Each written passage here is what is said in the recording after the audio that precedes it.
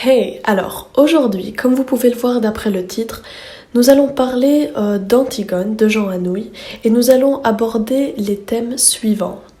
Le contexte, les personnages, le résumé, les thèmes abordés et les citations. En plus de ça, vous aurez des fiches de lecture un peu durant toute la vidéo.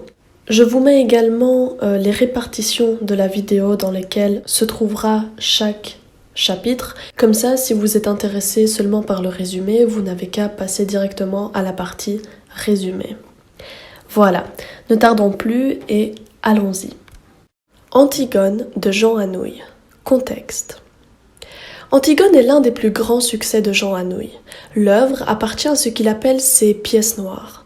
Comme Eurydice, 2 années auparavant, Antigone reprend un sujet de tragédie antique, le modernisant dans sa forme et dans son propos, tout en conservant des éléments propres à la tragédie grecque, comme la présence du cœur.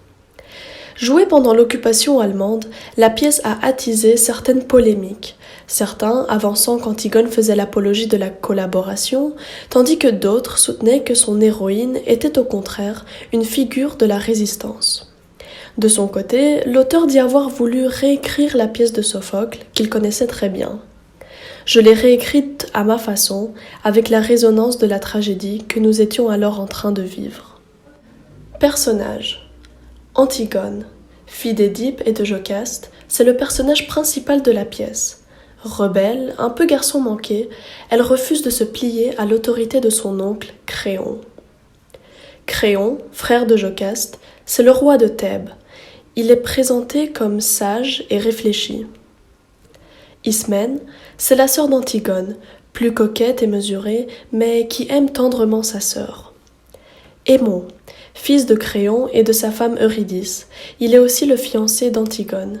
Très amoureux, il suivra Antigone jusqu'au bout et partagera sa sentence. Éthéocle et Polynice. Les frères d'Antigone et Ismène n'apparaissent pas directement, car ils se sont entretués avant le début de la pièce. Si le premier est traité comme un héros, le second est considéré comme traître et son cadavre laissé sans sépulture.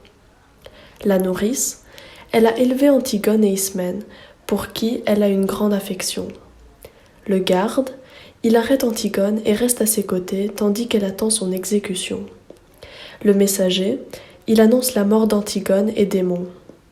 Le chœur, comme dans une tragédie antique, le chœur intervient pour commenter la pièce et conclure le texte. Le prologue, à l'instar du chœur, le prologue est présenté comme un personnage qui a pour mission d'ouvrir la pièce. Résumé. À la différence des tragédies antiques, Antigone ne contient qu'un seul acte. Le prologue ouvre la pièce et nous apprend que Polynice et Éthéocle, les frères d'Antigone, se sont entretués pour le trône de Thèbes. Polynice est considéré comme un traître et Créon décrète que toute personne qui tentera de lui offrir une sépulture décente sera condamnée à mort.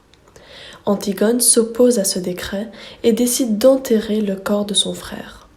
À l'aube, Antigone retrouve sa nourrice mais ne lui révèle pas ce qu'elle a fait. Après le départ de la nourrice, Ismène tente de dissuader sa sœur de mettre son plan à exécution, sans succès. De nouveau seule avec sa nourrice, Antigone cherche à apaiser ses doutes, toujours sans rien révéler. Après quoi, la jeune fille décide de faire ses adieux à son fiancé Aimon, auquel elle dissimule également la vérité. Ismène tente une nouvelle fois de dissuader sa sœur d'enterrer Polynice, mais Antigone lui révèle alors que c'est déjà fait. Créon est averti par un garde que l'on a tenté d'inhumer Polynice. Le roi demande à ce qu'on surveille davantage le corps et que le secret soit gardé. Le chœur intervient pour commenter la situation et la pièce elle-même. C'est cela qui est commode dans la tragédie. On donne le petit coup de pouce pour que cela démarre, c'est tout. Après, on n'a plus qu'à laisser faire. On est tranquille, cela roule tout seul. Antigone, trouvée près du corps de son frère, est arrêtée par les gardes, bientôt rejoints par Créon.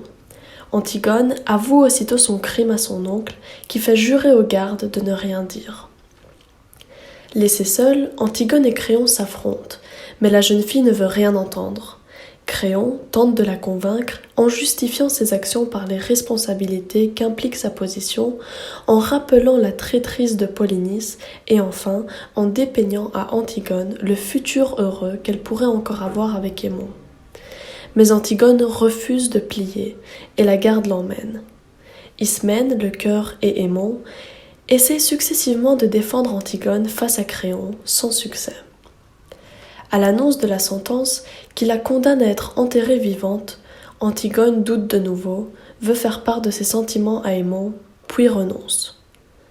Le messager vient ensuite annoncer la mort d'Antigone, qui s'est étranglée avec une ceinture dans son tombeau, aux côtés d'Aimon qui a refusé de la laisser mourir seule. Lorsqu'on entend les sanglots d'Aimon, on décèle aussitôt la tombe, mais Aimon crache au visage de son père et se suicide en s'enfonçant son épée dans le ventre. Le chœur clôt la pièce en commentant avec un certain cynisme la mort des personnages. Sans la petite Antigone, c'est vrai, ils auraient tous été bien tranquilles. Mais maintenant, c'est fini. Ils sont tout de même bien tranquilles. Tous ceux qui avaient à mourir sont morts. Thème : la morale et la politique. Pour asseoir son pouvoir politique et faire régner l'ordre, Créon doit se montrer ferme et même impitoyable en faisant condamner sa propre nièce. Antigone, quant à elle, fait usage de sa liberté de conscience en s'opposant à sa loi. Elle refuse le politique et ne se soumet qu'au diktat de sa propre conscience. Le bonheur. Le bonheur fait ici l'objet d'une idéalisation de la part d'Antigone. Elle le veut sans compromis et sans demi-mesure, ou bien mourir. Elle fait preuve d'une intransigeance absolue. Je veux être sûre de tout aujourd'hui, et que cela soit aussi beau que quand j'étais petite. Ou mourir. A l'inverse, Créon se satisfait de joies plus simples. Il y a en lui un certain renoncement qui marque le fossé générationnel et idéologique entre lui et sa nièce. La révolte. À travers son intransigeance, Antigone incarne la révolte et le refus.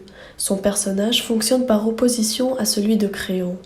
Le chaos contre l'ordre. Citation. Antigone. Vous me dégoûtez tous avec votre bonheur, avec votre vie qu'il faut aimer coûte que coûte. Moi, je veux tout de suite, et que ce soit entier ou alors je refuse. Je ne veux pas être modeste, moi, et de me contenter d'un petit morceau si j'ai bien été sage. Créon. L'orgueil d'Édipe. Tu es l'orgueil d'Édipe. Oui, maintenant que je l'ai trouvé au fond de tes yeux, je te crois. Tu as dû penser que je te ferais mourir, et cela te paraissait un dénouement tout naturel pour toi, orgueilleuse. Pour ton père non plus, je ne dis pas le bonheur, il n'en était pas question, le malheur humain, c'était trop peu. L'humain vous gêne aux entournures dans la famille, il vous faut un tête-à-tête avec le destin et la mort. Antigone. Eh bien, tant pis pour vous, moi je n'ai dit oui. Qu'est-ce que vous voulez que cela fasse à moi, votre politique, vos nécessités, vos pauvres histoires ? Moi, je peux dire non encore à tout ce que je n'aime pas, et je suis seul juge. Et vous, avec votre couronne, avec vos gardes, avec vos attirails, vous pouvez seulement me faire mourir parce que vous avez dit oui. Antigone. Quelle pauvreté faudra-t-il qu'elle fasse elle aussi, jour par jour, pour arracher avec ses dents son petit lambeau de bonheur ? Dites, à qui devra-t-elle mentir, à qui sourire, à qui se vendre ? Qui devra-t-elle laisser mourir en détournant le regard ?